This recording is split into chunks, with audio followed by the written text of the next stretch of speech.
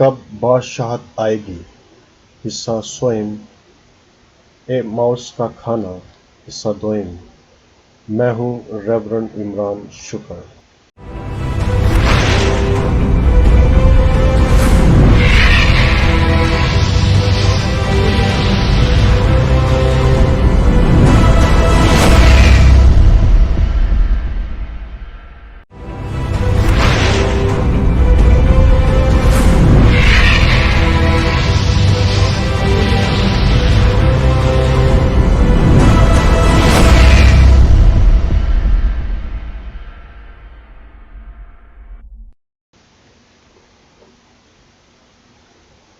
کب بادشاہت آئے گی؟ حصہ سوئم ماؤس کا کھانا حصہ دوئم۔ میں ہوں ریورنڈ عمران شکر۔ ماؤس کی کہانی ہمیں بتاتی ہے کہ شاگرد پر امید تھے کہ وہ اسرائیل کو نجات دے گا اور داؤد کی بادشاہت کو بحال کرے گا۔ مبارک ہو خداوند خدائے اسرائیل، کیونکہ اس نے توجہ کر کے اپنی امت کو مخلصی بخشی اور اس نے اپنے بندے داؤد کے گھرانے میں ہمارے لیے کرنۂ نجات نصب کیا۔ لوکا کی انجیل اس کا پہلا باب اس کی 68 سے 69ویں آیت۔ کھانے کی شراکتی عمل میں یسوع مسیح اپنے شاہی آباء و اجداد کے نقش قدم پر چل رہا تھا۔ داؤد نے شاہی میز کی رفاقت کے ذریعے عہد وفاداری میں توسیع کی تھی۔ تو داؤد نے اس سے کہا، مت ڈر، کیونکہ میں تیرے باپ یوناتان کی خاطر تجھ پر مہربانی کروں گا اور حکم کروں گا کہ تیرے باپ شاؤل کے تمام کھیت تجھے واپس دیے جائیں، اور تو ہمیشہ میرے دسترخوان پر کھانا کھائے گا۔ سموئیل کی دوسری کتاب اس کا 9 باب اس کی 7ویں آیت۔ اور تیرے آقا کا بیٹا مفی بوشت ہمیشہ میرے دسترخوان پر کھانا کھائے گا۔ سموئیل کی دوسری کتاب اس کا 9 باب اس کی 10ویں آیت۔ اور مفی بوشت نے یروشلم میں قیام کیا، کیونکہ وہ ہمیشہ بادشاہ کے دسترخوان پر کھاتا تھا اور دونوں پاؤں سے لنگڑاتا تھا۔ سموئیل کی دوسری کتاب اس کا 9 باب اس کی 13ویں آیت۔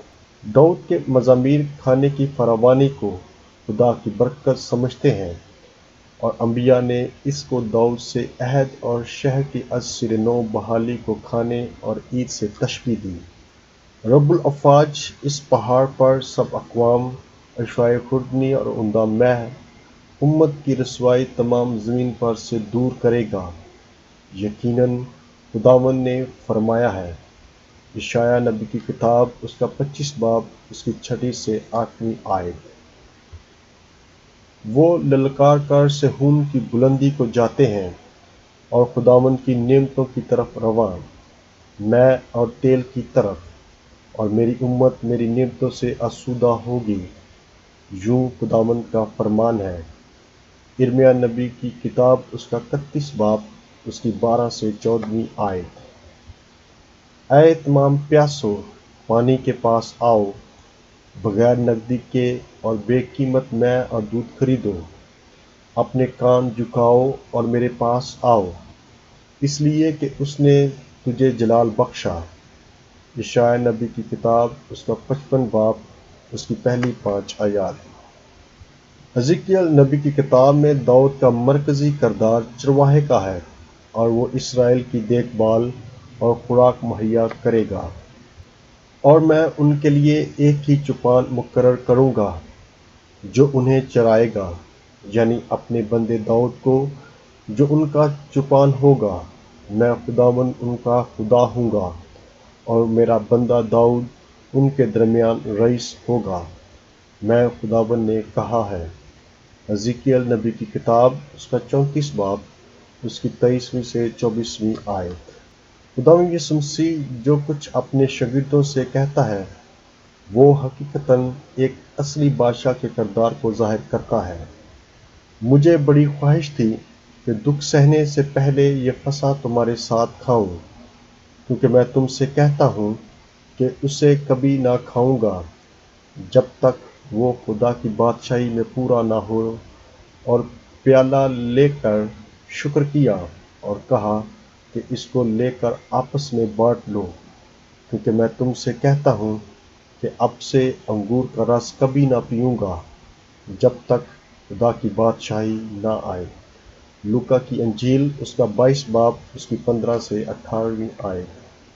खुदावंद यीशु मसीह यहाँ आखिरी खाने को बादशाहत और उसकी आमद से मंसूब करता है, और हकीकतन वो बादशाहत अब है। खुदावंद यीशु मसीह खाने पीने को खुदा की बादशाहत से मरबूत करता है, और कुछ आयत के बाद फिर वो अपने शागिर्दों को खाने और पीने को मेरी बादशाहत से यकीन दहानी कराता है, ताकि मेरी बादशाही में मेरे दस्तरखान पर खाओ और पियो, और तख्तों पर बैठकर इसराइल के 12 कबीलों की अदालत करो।